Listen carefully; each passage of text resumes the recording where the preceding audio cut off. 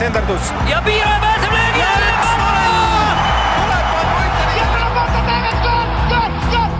Lõpuvilega saab jalgpallis otsa higivalamine ja algab 3. poolaeg. Saadet toetab EpicBet, jalgpallipanuste kodu. Tere kena Jaani laupäeva, head jalgpallisõbrad. MM on täies hoos, MM kahjuks jaanipausi ei tee, seega ei saa ka meie jaanipäeval, kui teine jalgpalli MM-i ring läbi saab, alagrupi turniiri ring läbi saab, ei saa meie pausi teha. Ja seega siis stuudio, võtame siis täna veel viimased mängud tulevad õhtul ja öösel, aga võtame siis selle teise alagrupi vooru kokku koos meie eksperdi Brent Lepistuga. Tere Brent! Tere jaanipäeva hommikut! Kuidas siis nagu seni muljed on? Viimane kord sa istusid siin stuudios siis, kui me nagu hakkasime, ennustasime ja ajasime lihtsalt vahtu. Nüüd on põhimõtteliselt 2 vooru mängitud. Kuidas see emotsioon on? Kuidas MM-ile, nagu mis hinda annad sellisele MM-ile? Peab ütlema, et MM on nagu käima läinud, et endal on ka selline hea jalgpallipeo tunne peal ja ma arvan, et me oleme saanud kõike nagu, et oleme saanud suuri tugevaid vastasseise, oleme saanud mingeid üllatusi, oleme saanud rekordeid, oleme saanud need mehed kätte, kes meil siin sellel turniiril võib-olla siin säravad teistest enam, et on olnud kõigile midagi, ma arvan. Ühega asjaga võime vist rahul olla, kui me siin üksmeelselt ennustasime, et nagu Cristiano Ronaldo turniiris ei ole, siis tema on 1 korra mänginud ainult, aga nagu arvestades, kuidas millest Portugaliga seoses räägitakse ja Ronaldoga seoses räägitakse, vist panime pihta sellega? Ja, et panime natuke pihta, et muidugi peab Ronaldole ikkagi selle teise võimaluse ka ära andma. Enne kui hakkame vaatame, kuidas ta täna Usbekistani vastu läheb. Just, et et kui Usbekide vastu ka nagu seal koperdab ära ei löö, et siis on pahasti, aga vastupidiselt siis Lionel Messi on ju, et Messi on oma ära teinud ja isegi peale on ju, et selles mõttes on äge vaadata, et võib-olla praeguse seisuga võib-olla see läbi aegade parima jalgpalluri kaalukaus ka nüüd nihkus jälle sinna Argentiina poole. Sellest Messi versus Ronaldo vastasseisust rääkides, ma olen nagu ülejäänud elu pigem olin või nooremana olin pigem nagu, kui ma seda fännina vaatasin, olin pigem nagu Ronaldo leeris, aga praegu nagu oleks patt Ronaldot sinna nagu vestlusesse üldse minu arust sikutada või kuidagi nagu see on viimast, ütleme alates sellest Katari MM-tiitlist ja mis pärast seda on olnud nagu kuidagi täna see turniir ka nagu. Ja nõustun, et ma olen suga samas paadis, et on eluaegne Manu fänn olnud, et kunagi ma ka vaatasin võib-olla punaste prillidega seda ja nüüd viimased aastad ikkagi Messi on kuidagi natuke teiselt planeedilt. Oskad sa kirjeldada ka, kui sa vaatad teda praegu mängimas, kuidas 38-aastasena nagu, mida ta teeb väljakul, et ta nagu... No, peab ütlema, et ega ta väga selline 90 minutit hästi liikuv mängija ei ole, aga jalgpalli mängitaksegi peaga, et see pigem seisa targalt kui jookse lollilt, on ju, et Messi puhul on seda nagu eriti hästi näha, kuidas meeskond ta ümber toimib, ta ootab neid võimalusi, millal siis nii-öelda aktiveeruda. Et seda ta teeb üli hästi minu arust, sellel turniiril samamoodi. Et ta võib sul võib-olla värava eelnenud ajale seal, kõndida ja jalutada seal võib-olla isegi 1,5 minutit, on ju.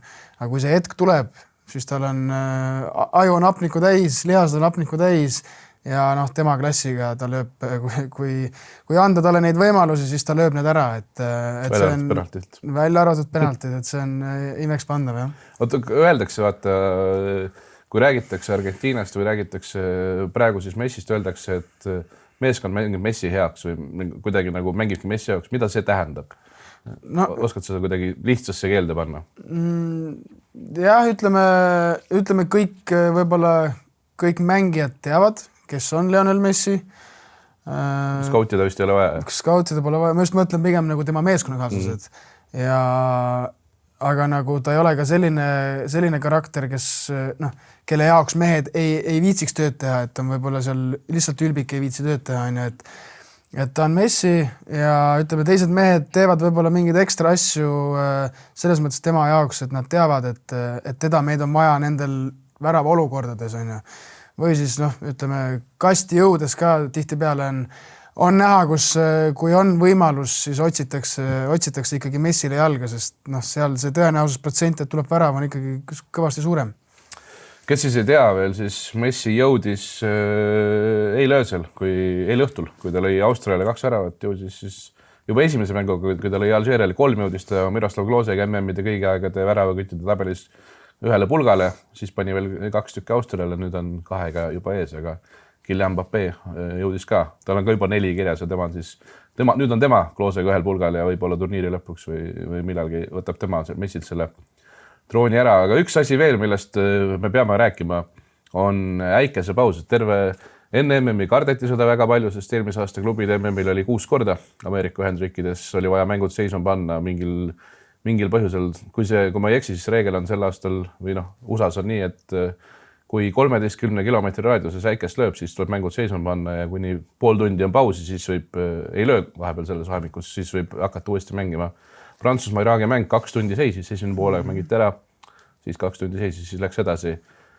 Sina enda mängija kogemuse põhjal, kõigepealt anna see mingisugune hinnang sellele, kas on õiglustatud reegel, just nagu mängija vaatevinklist ja räägi enda lugusid ka. On sul midagi karmi ilmaga, vihmaga, äikesega seoses rääkida? No ja esiteks ma arvan, et ega keegi nii mängijatest, treeneritest kuni FIFA ametnikeni välja ei sooviks pidada 2 tunnist pausi kuskil poole ajal, et eks see ohutusreeglites kuidagi targemate meeste poolt on nagu paika pandud, et lõppkokkuvõttes kõigi ohutuse jaoks ja ütleme, kui nii on, siis nii on, et ega ilma vastu hetkel veel nagu midagi teha ei saa selles mõttes. Katus tribüünil saaks, aga ei tea, kas... See mäng lihtsalt oli ilma katuseta tribüünil. Jaa, aga enda mängija kogemuste puhul, ütleme, on mängitud iga ilmaga, et on hullumeelsete tuultega mängitud, kus võib-olla väravaht lööb palli lahti ja tuleb sama targalt tuleb tagasi talle sülle, on mängitud suurtes porilompides, kus ütleme, maast jalgpalli pole võimalik üldse mängida. Äikesega hetkel ei tule nagu kohe pähe, võib-olla kunagi tõesti kuskil nooremas eas, aga pigem sellist, ütleme, 2 tunnist seisakut mitte, ei ole kogenud. Pikk seisak, on sul kõige pikem seisak? No, ma arvan, et seal võib-olla vihmaga võib-olla oligi seal kuskil kunagi äkki 30-40 minti, et oli tõesti nii hull, et ei olnud võimalik lihtsalt sel hetkel mängida.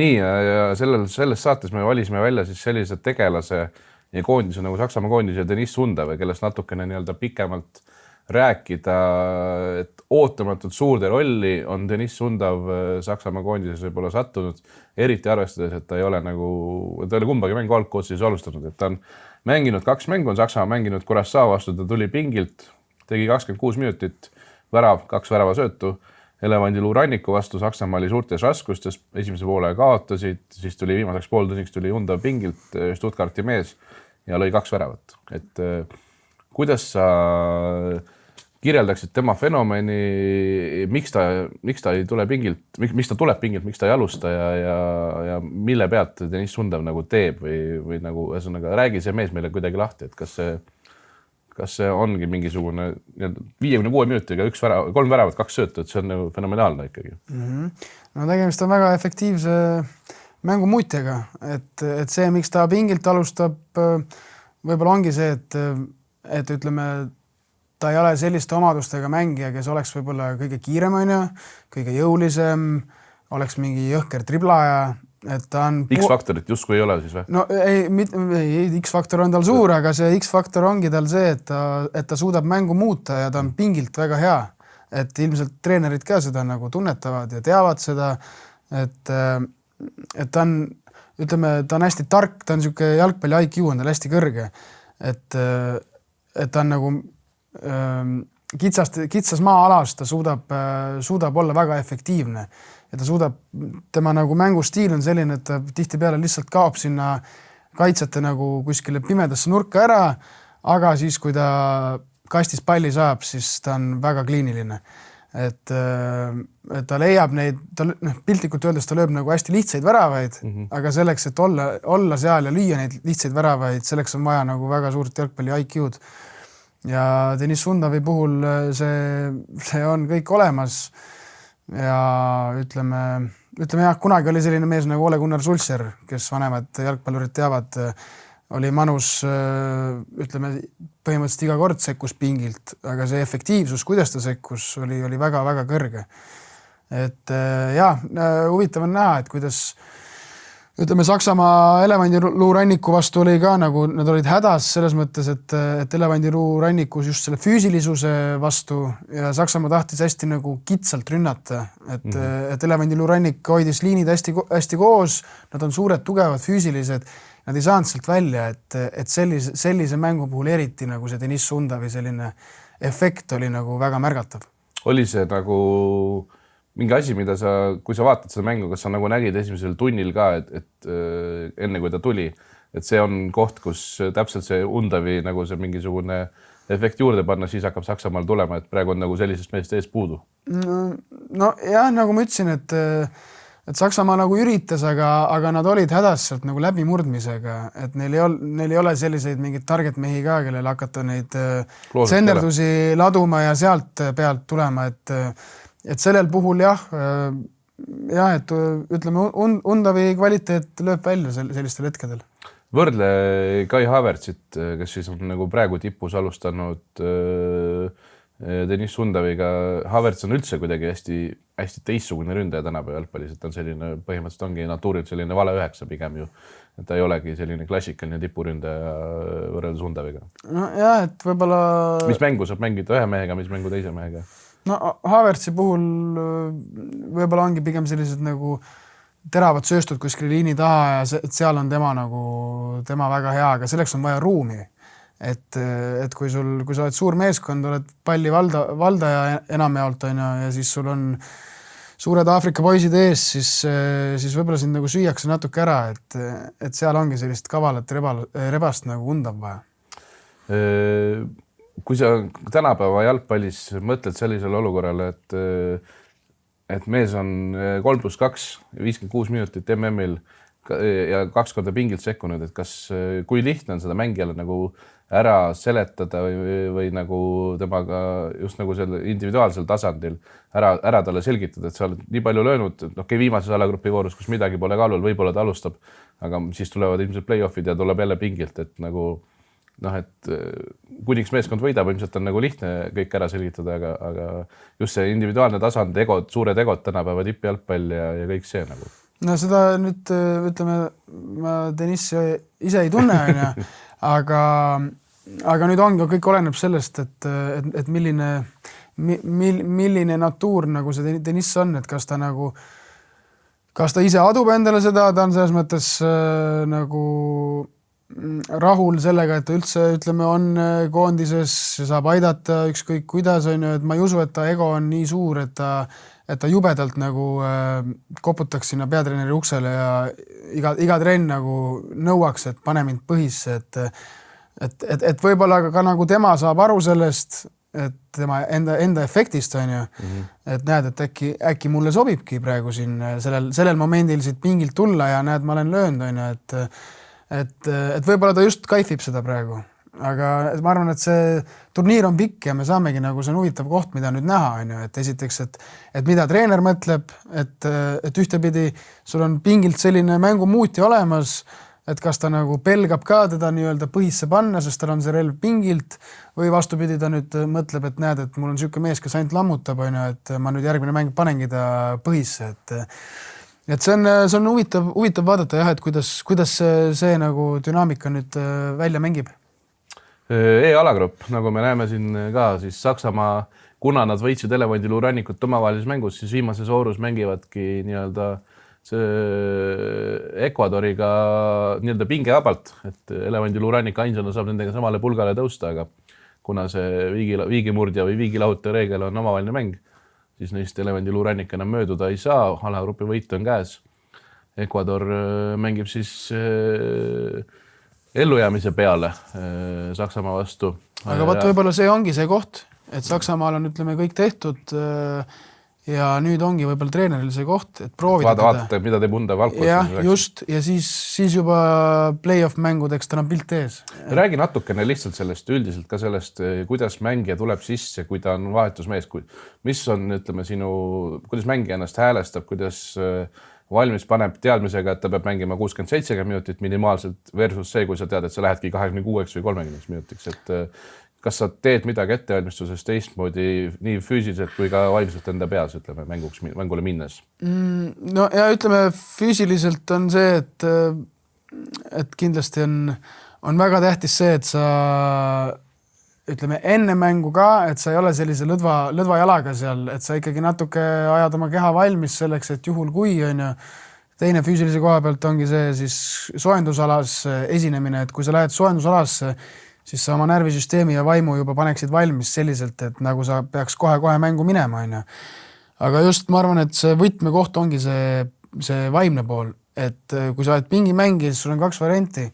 Kas sa istud seal pingil, sa oled terve mäng pettunud, et miks sa istud pingil, vaatad, mõtled, et oi, kus ma oleks seal teinud ja nii edasi ja tagasi. Või teine variant on see, et sa oled pingil, sa reaalselt pingilt ka, sa oled nagu mängus sees. Sa iga moment jälgid, et juhul kui sina mängiksid, mida teeb see vastase kaitsja, mida võib-olla tegi praegu sinu ründaja, mida sina teeksid teistmoodi, et sa nagu reaalselt analüüsid kogu aeg. Ja see ongi kvaliteet. See näitab seda sportlase kvaliteeti, jah, et kas sa lased nagu oma nii-öelda egol või sellel langeda sellest, et sa ei ole põhis. Et ma tean oma karjäärist ka, on neid momente olnud, kus võib-olla oled olnud võib-olla pettunud, siis tuled mängu, siis sa ei ole valmis mänguks. Et seal ongi see, et sa kirjelda seda tunnet, kui sa oled platsil ja sa saad aru, võib-olla saad hiljem aru, et sa pole valmis. Kuidas see nagu, kas sa oled ise, kuidas seda läbi elad või kuidas sa nagu tunnetad seda? No see ongi see, et sa näitadki võib-olla oma pettumust seal pingil välja ja võib-olla seal lööbid seal oma teiste pingikaaslastega, kuidas te oleks teinud asju paremini või kui mõttetud enam päeva. Et aga just jah, nagu ma ütlesin, et see, et sa oled seal pingil, sa analüüsid ja siis, kui see hetk tuleb, siis sa nagu, sa reaalselt nagu seadistad ennast vaimselt valmis, et okei, nüüd on minu moment, see on, ja lõppkokkuvõttes jalgpallimeeskond koosnebki, ütleme 25 mängijast, et kahjuks ainult 11 saab alustada, et seda nii läbi hooaja klubi tasandil kui ka turniiri siin faasis, et kui sa oled hea vend ja ütleme, näitad välja oma mängutahet, siis sinu võimalus tekib. Ja räägime siia lõpetuseks natukene ka F-alagrupist. Kohe siin Saksamaa alagrupi järel näeme päris huvitav dünaamikaga alagrupp. Rootsi võitis esimeses mängus 5-1 Tuneesiat. Tundus, et Rootsi koondis, et see on koondis, mida tuleb nagu tõsiselt jälgida sellele MM-il. Tuli ja samal ajal Holland-Jaapan. Holland võib-olla oli esimeses voorus kerge pettumus, 2-2 Jaapaniga. Pigem nagu räägiti pärast mängu just sellest, et Jaapan päris ägedalt ja südikalt nagu sai Hollandile vastu. Tuli ka ette teine voor. Jaapan saigi Tuneesia vastu ka kindla võidu, aga ootamatul kombel Rootsi, kes siis esimesest mängust läks ära 5-1 võiduga, on teises voorus mängis jälle 1-5 kaotuse ja kuidagi on väravate vahe 6-6 ja just Holland on hoopis see, kes vaatamata kergelt raskele algusele on kuidagi, nagu sa ise mulle siin enne saadet ütlesid, et sinu silmis nagu selliseks mustaks hobuseks kerkinud. Jah, ma arvan, et Hollandi nagu ründemäng on üks selle turniiri üks kõige mürgisemaid võib olla, et seal on hästi palju erinevaid selliseid individuaalselt väga osavaid, kiireid tehnilisi mängijaid, et jah, kui Holland suudab oma sellise kollektiivset mängu hoida ja kaitses asjad korras, siis Holland võib teha siin asju veel, jah. Ja musta hobuse koha pealt, jah, Holland võib olla üks neist, et siin on veel, kes me eelmine saade ka rääkisime, Norra näiteks näitab väga kindlat algust, isegi võib-olla siin Kanada on päris ägedalt alustanud, USA, Mehhiko on juba grupist edasi, jah. Et ütleme, korraldajate riikidele tundub, et sobib see ja samuti Maroko ju, keda me ka siin rääkisime, et Maroko näitab ka minu arust väga kihvti jalkat, et jaa, saame näha, et kes siit lõpuks siis nendest alagruppidest edasi pääseb ja siis juba hakkab see sõlm koomale tõmbama. Väga palju on raami peal minu juurde tuldud, kui ma olen sõitnud ja küsitud, et sa teed Brendiga saadet ja Hollandi koondisega just, et kas, kui ta vaatab Hollandi koondise mänge, palun küsi temalt, et kas ta vaatab justkui peeglisse ka, kui sa näed Hollandi koondise väravahti Bart Verbruggenit, siis eriti see pilt minu arust sa peaksid peeglisse vaatama ja midagi samasugust nägema. Peeglisse vaadates samasugust nägema. Jah, kui sa nii ütled, siis selle pildi järgi on tõesti, isegi mina näen sarnasust, et tavaliselt vaata ise ei näe selliseid sarnasusi, aga nali naljaks siis on jah siin lööbitud ka, et olen saanud siin sõnumeid õhtul, et kuule päris hea tõrje täna õhtul ja nii edasi, et ma esimest korda nagu ei pannud pilti kokku, ma ise seda sarnasust ei teadnud. Kui sa lihtsalt nagu mängu olukorras teda näed, oled vaadanud, siis sa ei ole nagu seda mõelnud? No ei, vaata, võib-olla ise ei oska nii mõelda, et teiste jaoks võib-olla resoneerub see kuidagi teistmoodi, aga päris huvitav sarnasus tõesti, et polegi endal sellist lookalike'i nagu kuskil. See on sinu elu esimene doppelgänger nii-öelda? Tundub küll, et ei, väga äge. Pulli peab saama. Pulli peab saama ja Bart Verbruggen loodetavasti temaga saab veel pikalt siis pulli. Eesnimi algab ka B-tähega, nii et... Perekonnanimi veits keerulisem kui sinu oma, aga kunagi oli ju see Afrika, nüüd ka Tuneesia võttis Herve Renardi endale, kes on siis sisuliselt Sergei Bareikoga üks-ühele mees ja kunagi, kui ta Eestis käis, siis Bareiko sai temaga pildi kätte. Nii et kui Eesti peaks Hollandi koondisega nüüd kuskil uue süsteemiga, me väga ei saa nendega kokku minna, sellepärast, et me oleme tagumises potis ja nemad on esimeses potis, aga kui me kunagi Hollandiga peame mängima, siis see pilt on vaja ära teha. Jah. Tuleta meelde mulle siis. Kutsutakse sind kohale, jah. Aga selge, kuule, aitüma ja kui ma nüüd ei eksi, siis 28. järgmises stuudios, kui alagruppi turniiri kokku võtame, siis oled ka sina siin ja siis vaatame juba tagasi ja teeme mingisugused vahekokkuvõtted ja vaatame play-offile ette. Just. Kohtumiseni. Aitüma kõigile ja Jaanidel siis turvaliselt. Nägemist.